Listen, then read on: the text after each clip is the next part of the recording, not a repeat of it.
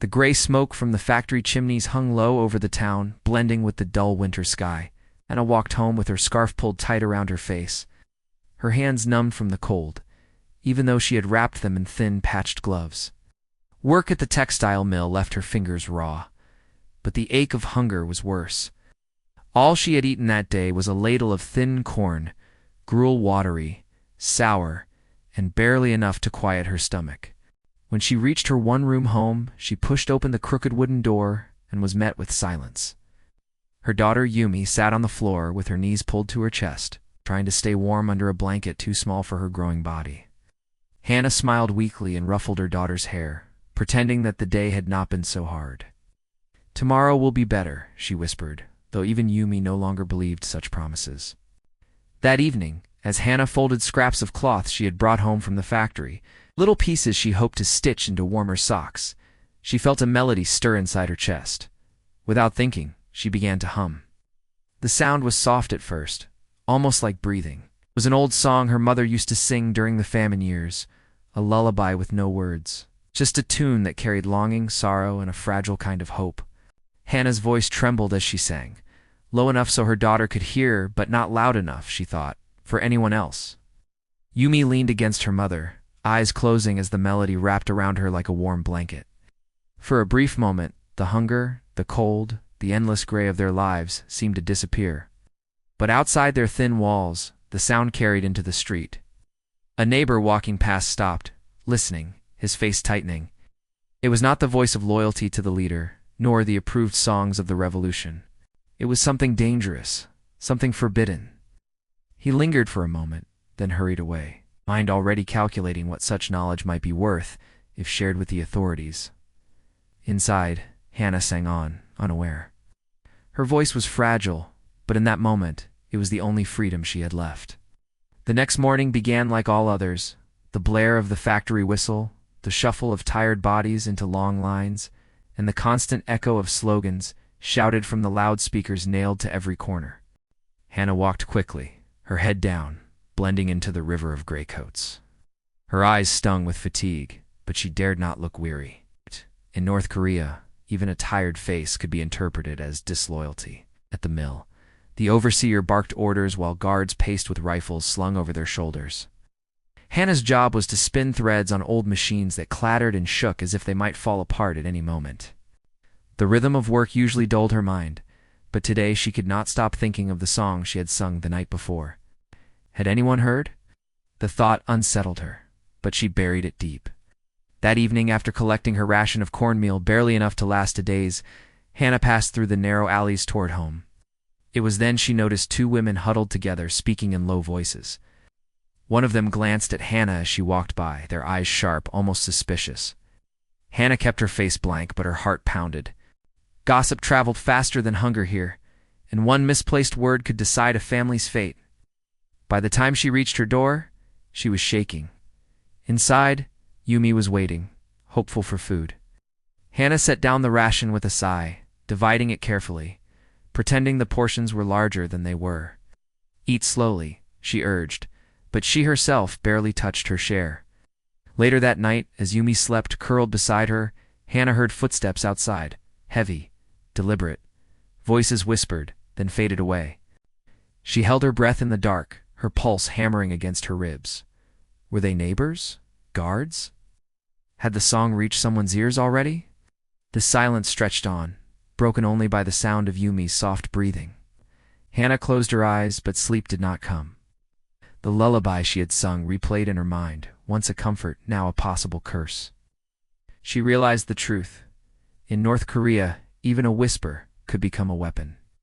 Morning broke with gray skies and the faint smell of coal smoke drifting from the factories.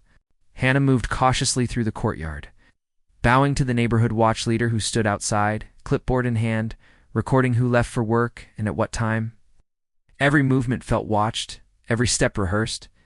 At the mill, the workers lined up as usual, but Hannah noticed a new tension. The guards seemed sharper, their boots striking the concrete with more weight than before.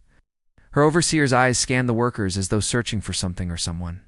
Hannah kept her head down, hands trembling as she fed thread through the rusted spindles. It happened during the noon break. A girl, no older than 16, whispered to her friend while glancing toward Hannah. The words were inaudible under the noise of the machines, but Hannah saw the smirk. A flicker of dread passed through her. Had they heard about her singing? She tried to shake the thought, but when one of the guards strode by and the girl whispered again, her stomach dropped. That evening, as Hannah walked home, she sensed it, shadows moving behind her. When she quickened her pace, the footsteps did too. She turned a corner, her breath sharp, and for a moment thought she had lost them. But then a voice rang out sharp, commanding, "You, stop." Two guards emerged, rifles glinting under the dim light. Her legs froze. The taller guard stepped closer, his face expressionless, but his eyes cold. "We've heard things," he said. "Songs, dangerous songs." Hannah's throat went dry. She shook her head quickly. "No, only sing lullabies for my child. Nothing else." The guard's lips curled, half amusement, half threat. Lullabies or treason? He let the question hang heavy in the air, as if savoring her fear. Finally, with a mocking smile, he waved her away. "Careful with your voice, woman. Sometimes the wrong words can echo in the wrong ears." Hannah staggered home, trembling. Inside, Yumi ran to her, clutching her waist, asking why she was late. Hannah forced a smile, but her hands shook as she stroked her daughter's hair. That night, Hannah sat awake in the darkness, realizing the truth. Her song was no longer just a lullaby. It had become a noose, tightening around her neck. The next morning, Hannah barely slept. Her eyes stung, her mind heavy with dread, yet she forced herself to walk to the mill. The air felt colder, harsher, as if the streets themselves whispered warnings. Yumi had begged her not to go, clinging to her sleeve with frightened eyes, but Hannah had pried her daughter's small fingers away. Absence from work was suspicion. Suspicion meant death. At the factory gates, Hannah's pulse quickened. 3 guards stood waiting, unlike any ordinary morning. Their rifles slung across their backs, their eyes scanning the workers. When Hannah approached, one guard stepped forward and grabbed her arm roughly. "Come with us." Her knees weakened. She wanted to resist, but resistance meant worse. The other workers looked away, their faces expressionless masks of survival. No one would speak for her. No one dared. They dragged her into a storage shed at the edge of the mill. The air inside smelled of oil and dust. A single bulb flickered, throwing shadows against the rusted walls. Anna was shoved onto the ground. "You think we don't know?" One guard sneered. "You were singing a song not on the list. A foreign melody. Do you know what that means?" Hannah's lips quivered. I only sang for my daughter. Please." It was nothing political. The guard crouched, his face inches from hers. "Everything is political here, even your breath." Then came the blow, sharp, deliberate. Her ribs ached as she tried not to cry out. Tears streamed down her face, but silence was her only defense. One guard finally kicked her aside, his boots leaving dirt smears on her thin coat. "You are lucky," the leader muttered coldly. "This is only a warning, but we will be listening. One wrong note again, and you will not return to your daughter." The guards left her there, curled on the cold ground. Hours later, she stumbled back home under the cover of night, clutching her bruised side. Yumi gasped when she saw her mother's face, running to fetch water. Hannah smiled weakly through the pain, whispering, "Promise me, Yumi, never sing outside. Not ever." Her voice trembled as she realized her lullabies, the only thing that gave them hope, were now weapons that could destroy them. The next few days dragged like an endless storm. Hannah stayed inside as much as she could, nursing her bruises and hiding the purple marks beneath her scarf. But she felt eyes everywhere, neighbors pausing a little too long outside her door. Children silenced mid-play when she walked past, the low murmur of gossip spreading like smoke. In North Korea, rumors were as dangerous as bullets. One whisper could unravel a life. And now the whisper was Hannah's name. She sang something forbidden.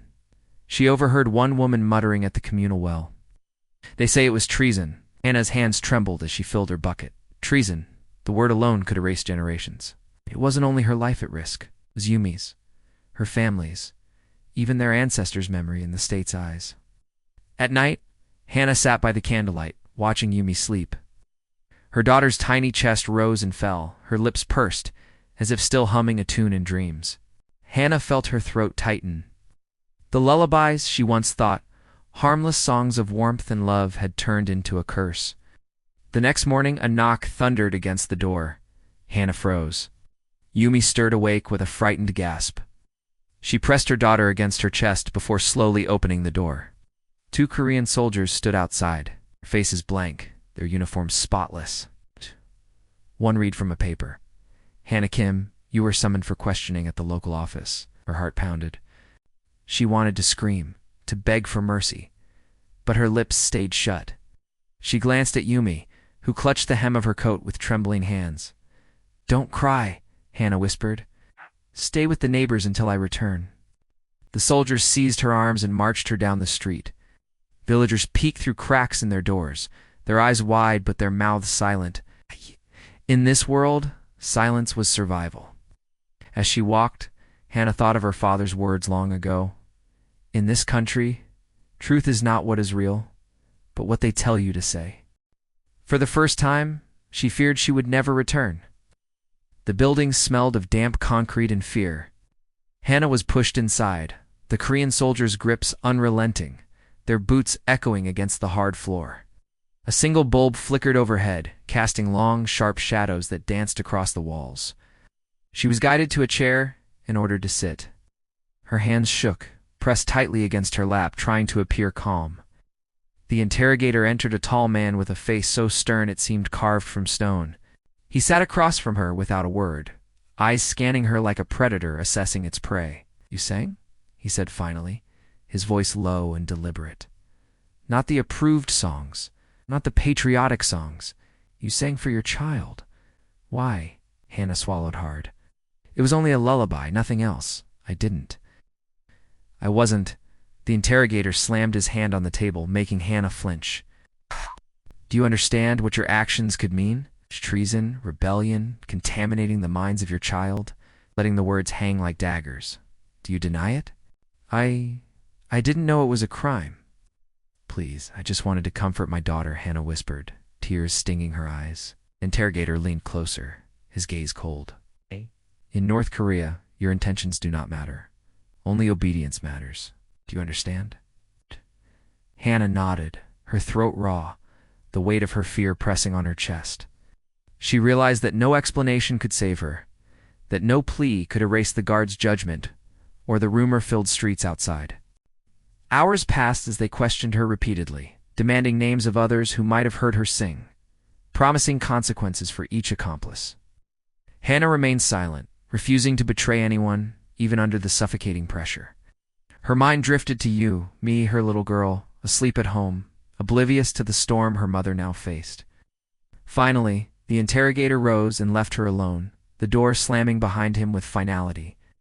Hannah slumped in the chair, gasping, hands pressed to her face.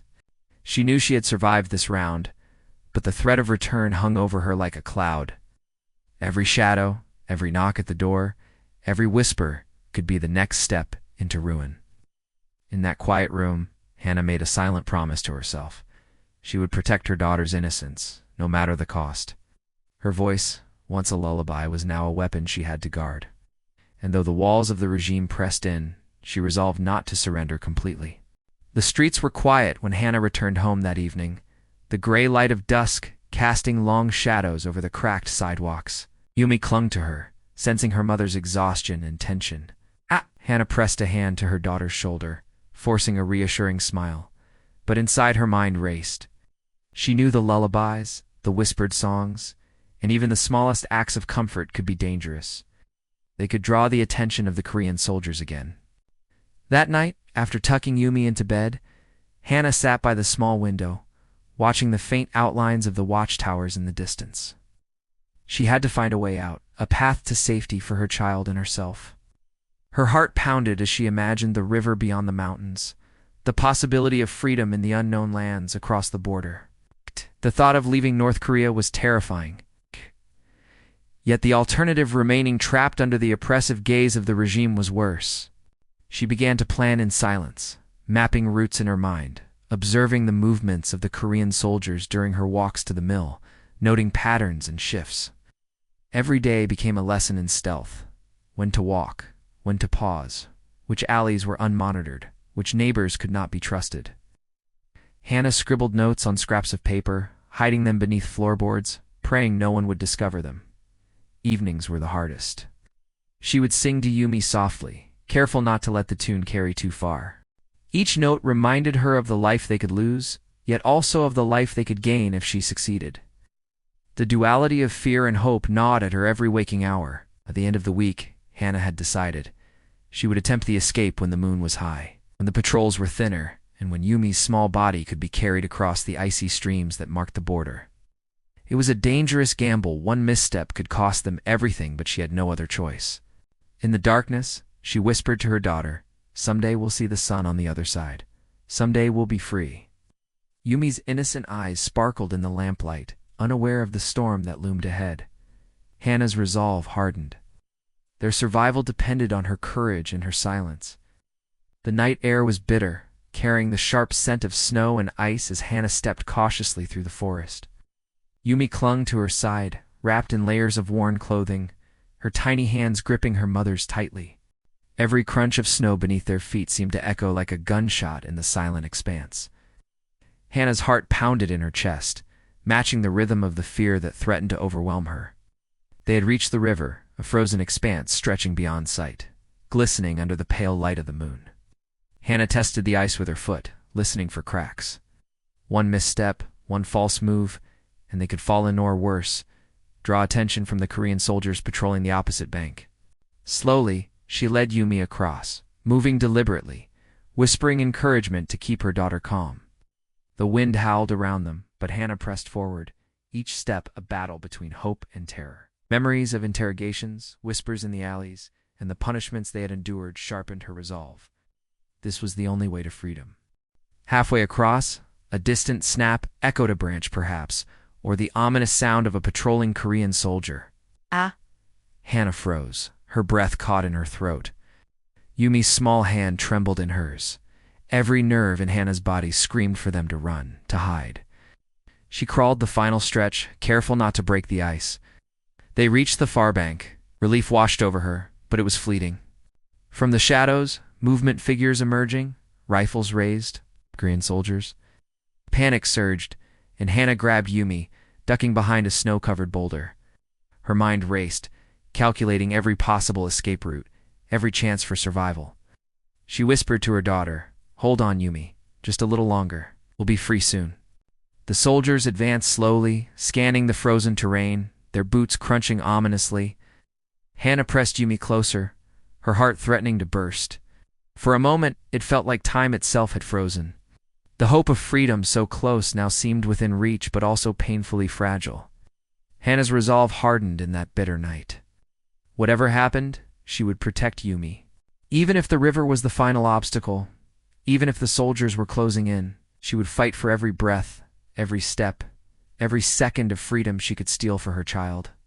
The Korean soldiers were closing in, their silhouettes stark against the moonlit snow. Hannah's lungs burned, each breath sharp and cold, but she refused to stop. Yumi's small body pressed against hers, shivering not only from the frost but from fear.